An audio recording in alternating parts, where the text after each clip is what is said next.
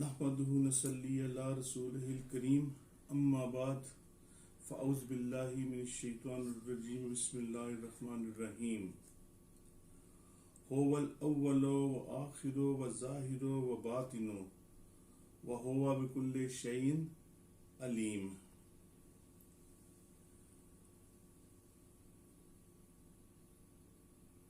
وہی ذات اول و آخر اور ظاہر و باطن اور وہی ہر شے کا جاننے والا ہے.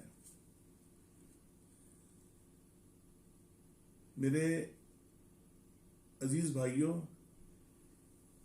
یہ جو آیت ابھی میں نے پڑھی، اس مقدس آیت میں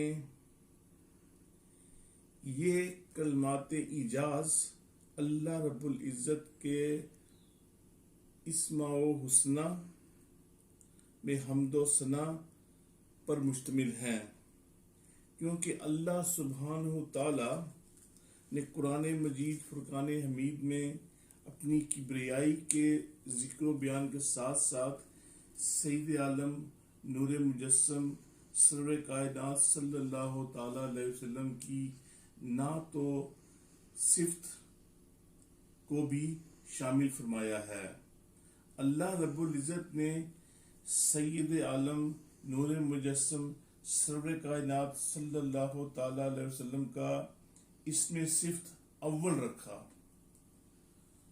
تو یہ اولیت اس بنا پر ہے کہ آپ صلی اللہ تعالی علیہ وسلم کی تخلیق موجودات میں سب سے پہلے یعنی سب سے اول ہے. چنانچہ حدیث شریف میں ہے اول ما خلق اللہ نوری، اللہ تعالیٰ نے سب سے پہلے میرے نور کو وجود بخشا.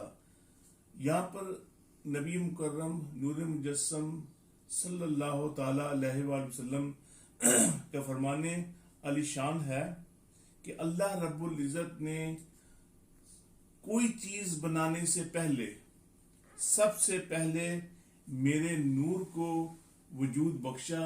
یعنی نبی مکرم صلی اللہ تعالی علیہ وسلم کے نور کے بعد یہ تمام تخلیق جو دنیا بنی یہ سب آپ صلی اللہ علیہ وسلم کے نور کے بعد بنی.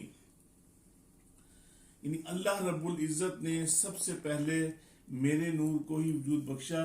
یعنی یہاں یہ واضح ہے کہ نبی مکرم صلی اللہ تعالی وسلم سے پہلے کچھ نہیں تھا، اور یہ جو کچھ بھی نظر آ رہا ہے اور جو کچھ ہمیں نظر نہیں آ رہا وہ سب سے پہلے نبی کریم صلی اللہ علیہ وسلم کے بعد میں آیا.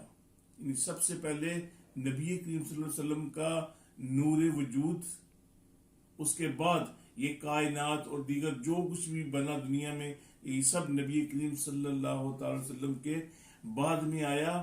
اور اس کے بعد جو کچھ ہمیں نظر آ رہا ہے اور جو کچھ ہم سے پوشیدہ ہے جو ہم نہیں دیکھ سکتے وہ بھی نبی کریم صلی اللہ تعالی وسلم کے بعد میں آیا. اور یہ کہ پیارے آقا صلی اللہ تعالی وسلم کا مرتبہ نبوت بھی اول ہے.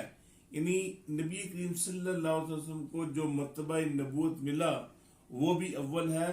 چنانچہ حدیث میں آتا ہے کہ میں اس وقت بھی نبی تھا جب آدم علیہ السلام اپنے خمیر میں ہی تھے، اور آپ ہی روز میثاق سارے جہاں سے پہلے جواب دینے والے تھے. چنانچہ حق تعالی نے فرمایا الست بربکم، کیا میں تمہارا رب نہیں؟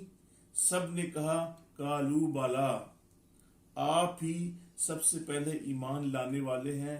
چنانچہ فرمایا گیا من آمن باللہ وبذالک امرت وانا اول المؤمنین، اللہ پر جو سب سے پہلے ایمان لائے اور مجھے اس بات کا حکم دیا گیا اور میں سب سے پہلا مومن ہوں.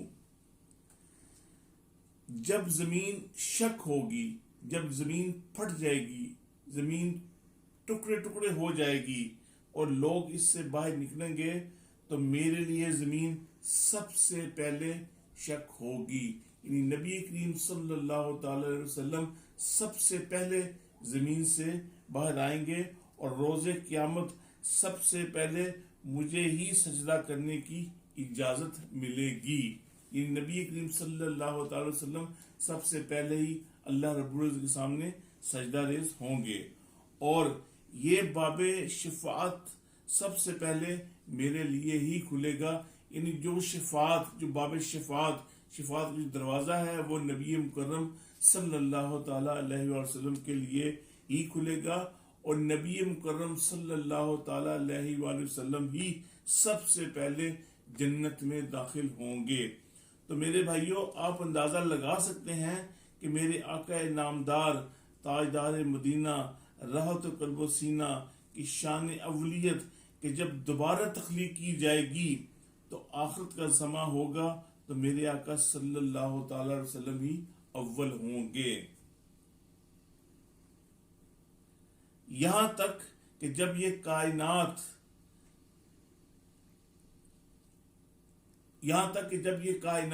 بنی، میرے آقا صلی اللہ تعالی وسلم کا نور سب سے پہلے موجود تھا، اس میں کوئی شک نہیں، اور آپ صلی اللہ تعالی علیہ وسلم ہی اللہ پر پہلے ایمان لائے، اور اللہ رب العزت کی جانب ہی پہلے مومن میرے آقا صلی اللہ تعالی علیہ وسلم ہیں. گویا ہر کام میں میرے آقا صلی اللہ تعالی وسلم پہلے تھے اور پہلے ہی ہوں گے، اور اللہ رب العزت کی شان آخر میں اللہ تعالیٰ کی شان آخر بھی آپ صلی اللہ علیہ وسلم کے بعد ہی ہوگی. یعنی اللہ رب العزت سب سے پہلے نبی کریم صلی اللہ علیہ وسلم کو آگے کریں گے، اس کے بعد ہی اللہ رب العزت اپنی تمام مخلوق کو، اپنی تمام کائنات کو نبی کریم صلی اللہ علیہ وسلم کے پیچھے ہی رکھیں گے. اللہ رب العزت ہمیں سن کر عمل کی توفیق عطا فرمائے، اور پیارے آقا صلی اللہ تعالی وسلم کو بلند درجہ عطا فرمائے. بے شک اللہ رب العزت اپنے وعدوں کے خلاف نہیں کرتا. اللہ رب العزت ہم سب کی بے حساب مغفرت فرمائے، اور ہم سب کو اس مقدس مہینے میں اپنی عبادات اور اپنے آپ کو بخشنے کے طریقے کرنے کی توفیق عطا فرمائے. وآخر دعوانا الحمدللہ رب العالمین.